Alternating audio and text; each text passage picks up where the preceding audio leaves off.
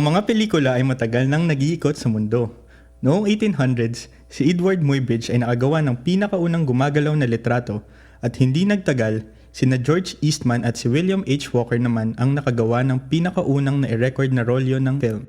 Sa taon-taong pag-eksperimento, nag-transform ang pelikula na hindi natin sukat akalain at ang ebolusyon ng pagkukwento ay nagsimula. Ang Pilipinas ay isang bansang punong-puno ng talento. Hindi napapagod sa paghahabol sa anumang standard na ibinibigay ng ibang malalaking bansa. At ang paggawa ng pelikula ay hindi eksepsyon. Pelikula, palabas sa telebisyon, o anumang nagtatala ng mga kwento ay nabibilang sa mga pinagtutuunan ng interes ng mga Pilipino. Dahil dito, napakaraming film festivals ang nagaganap taon-taon tulad ng Cinemalaya, Q-Cinema, Cinema One Originals at ang pinakahiniintay ng mga tao tuwing December, ang Metro Manila Film Festival.